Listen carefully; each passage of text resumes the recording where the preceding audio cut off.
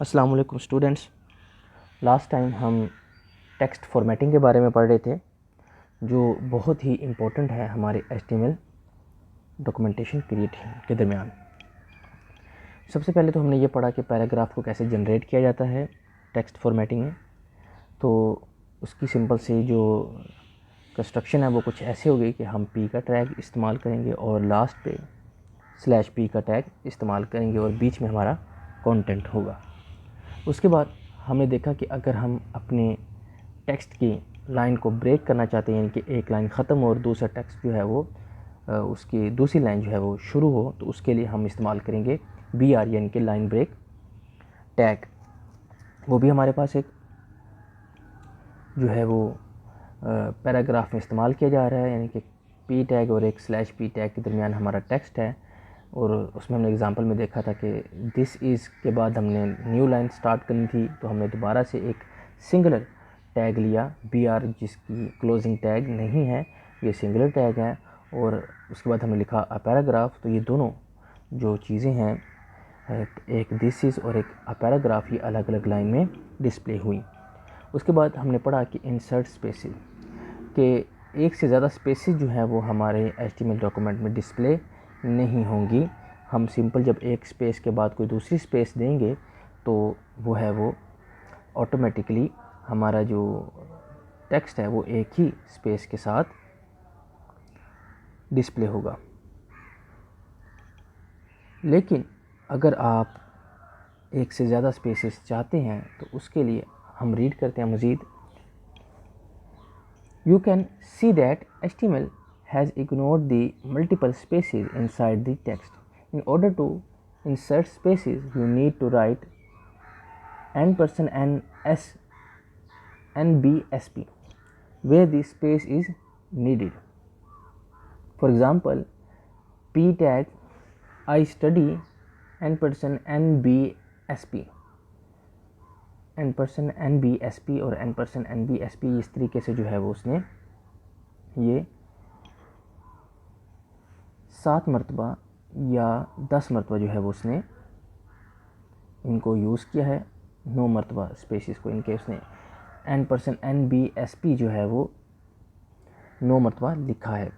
उसके बाद उसने लिखा है कि इन 9th क्लास और /P और जनरेट दी फॉलोइंग आउटपुट। तो आई स्टडी और बीच में 9 स्पेसिस जो है वो इस तरीके से आनी चाहिए। लेकिन नीचे क्या लिखा है, in order to add 2 spaces you can use $ENSP। अगर आप चाहते हैं कि एक स्पेस आए एक लेटर के साथ तो आपने $NBSP लेना है। लेकिन अगर आप चाहते हैं कि एक जो है वो जब आप लिखें लेटर तो उसके साथ 2 स्पेसिस ऐड हों, यानी कि आप अगर 5 स्पेसिस लेना चाहते हैं तो आप 2 मरतबा ENSP इस्तेमाल करेंगे और 1 मरतबा NBSP इस्तेमाल करेंगे।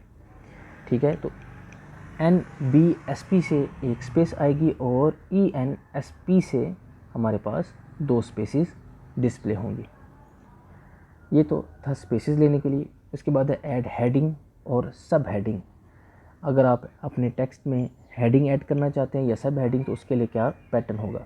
Headings are defined with the H1 to H6 tags.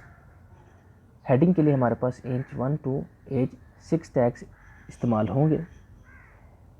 H1 define the most important heading, H6 define the least important heading. For example, H1 heading 1 / H1, H2 heading 2 / H2, heading 3, H3 heading 3 और /H3 और H4 heading 4 / H4। उसके बाद tag H5 heading बीच में लिखा है 5 और /H5 और फिर H6 heading 6 /H6 produce the output shown in figure 5.6। आप 5.6 में देख रहे हैं कि ये डिफरेंट जो है वो हमारे पास पैटर्न्स मौजूद हैं हेडिंग्स के, जो हमारे पास 6 यहाँ पर दिखाए गए हैं। इसके बाद एक्टिविटी है, in the file pakistan.html create a first level heading Pakistan, inside the heading write a paragraph about Pakistan. आप इसी एक्टिविटी के साथ अपनी हेडिंग्स को परफॉर्म करके भी चेक कर सकते हैं कि उनकी आउटपुट किस तरीके से नज़र आ रही है। आप यके बाद दीगरे इनके एक हेडिंग को इस्तेमाल करें, फिर दूसरे को, फिर तीसरे को, फिर चौथे को, फिर पाँचवें, फिर छठे को आप चेक कर सकते हैं। उसके बाद है आइडेंटिफाइंग दी टेक्स्ट फॉर्मेटिंग टैग्स। हमारे टेक्स्ट फॉर्मेटिंग टैग्स क्या हैं? टेक्स्ट को फॉर्मेट से रिलेटेड क्या चीज़ें हमारी जो है वो उसके जो उसके डिफरेंट एट्रीब्यूट्स हैं, साइज़ हो सकता है, कलर हो सकता है, बहुत सारी चीज़ें हैं, वो टेक्स्ट फॉर्मेटिंग में आएंगे। The font tag specify the font style, font size and colour of the text. You can use color attributes of the font tag to specify the color of the text. For specifying the size of text, size attribute is used. Similarly, face attribute is used to set the font style of the text. For example, font color is equal red, size is equal 5 and face is equal Verdena. Then some text font. तो ये हमारे पास एक छोटी सी example है। ये below are some example for usages of font tag along with their output. Output हम देखते हैं अभी, लेकिन पहले हम ये चीज़ देख लेते हैं कि हमने क्या क्या चीज़ें पढ़ी हैं। एक तो हमारे फ़ॉन्ट टैग में डिफरेंट चीज़ें इस्तेमाल होंगी हमारे फ़ॉन्ट से रिलेटेड, यानी कि जो हम टेक्स्ट लिख रहे हैं उससे रिलेटेड। एक चीज़ थी फ़ॉन्ट स्टाइल, एक है फ़ॉन्ट साइज़ और एक है फ़ॉन्ट कलर। तो स्टाइल के लिए जो हमारे पास कीवर्ड है वो है फेस, और फ़ॉन्ट साइज़ के लिए जो वर्ड है वो है साइज़, और कलर के लिए जो हमारे पास वर्ड है वो है कलर। और इसकी एग्जांपल एक दी गई है जिसको हम नीचे देखते हैं बॉक्सेस में। Font colour red, this is सब टेक्स्ट,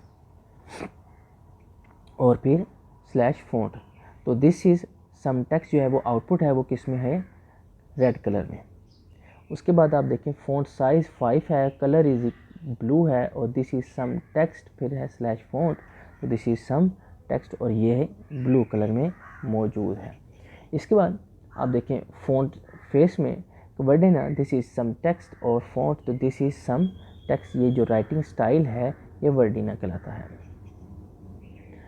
आपने देखा कि यहाँ पर हमने अगर कलर चेंज करना हो तो फ़ॉन्ट के साथ कलर, और ये हमने देखा था लास्ट लेक्चर में कि एट्रीब्यूट इस्तेमाल किए जा रहे हैं।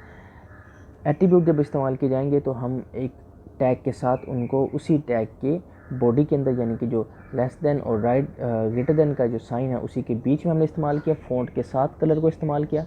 उसके बाद हमारा टेक्स्ट आया और लास्ट में हमारा उस फ़ॉन्ट के टैग को क्लोज़ किया गया।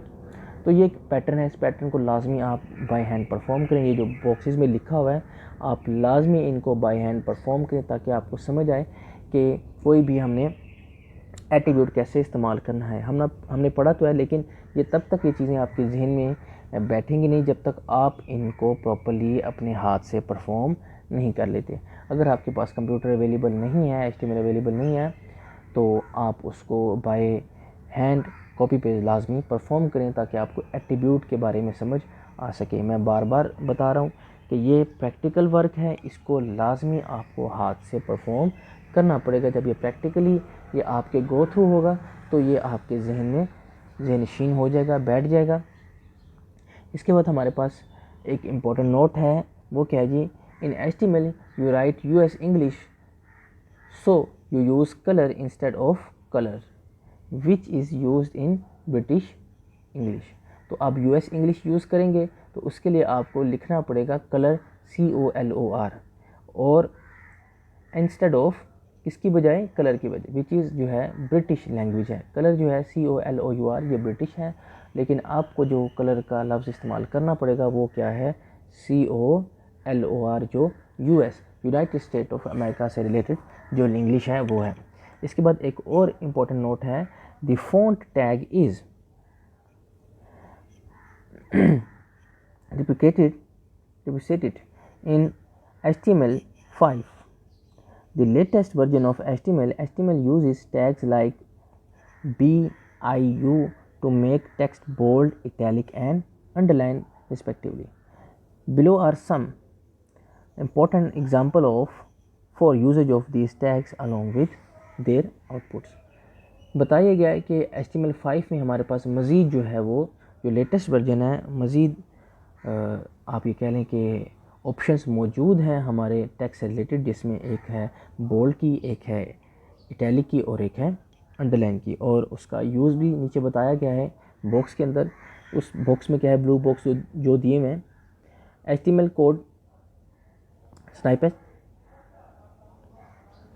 B this text is bold और दिस टेक्स्ट इज़ बोल्ड। फिर उसने आई यूज़ किया, दिस टेक्स्ट इज़ इटैलिक, तो this text is italic. This is an U underline text, तो this is an underline text. जिस text से पहले उसने यू को यूज़ नहीं किया उसके नीचे अंडरलाइन नहीं है, और जिसमें उसने यू को इस्तेमाल किया वहाँ पर हमें अंडरलाइन वाज़िह तौर पर नज़र आ रहा है। इन तमाम जो भी प्रैक्टिकल वर्क है लाजमी इनको बाय हैंड परफॉर्म करें, मैं बार बार बता रहा हूँ। और फिर भी अगर कोई प्रॉब्लम हो तो लाजमी मुझसे शेयर करें। फिर मैं लास्ट टाइम दोबारा ये बता दूँ कि ये प्रैक्टिकल वर्क है, ये प्रैक्टिकल चीज़ है, इसमें बहुत छोटी छोटी चीज़ें हैं जो आपको जहन में तभी बैठेंगी जब आप उनको बाय हैंड परफॉर्म करेंगे। अगर आप उनको वैसे रट्टा लगाने की कोशिश करेंगे तो बहुत सारी चीज़ें ऐसी होंगी जो आप मिस कर जाएंगे। तो लाजमी इसको रिवाइज़ करें, परफॉर्म करें बाय हैंड। फिर भी अगर कोई प्रॉब्लम हो तो लाजमी मुझसे शेयर करें। अस्सलाम वालेकुम।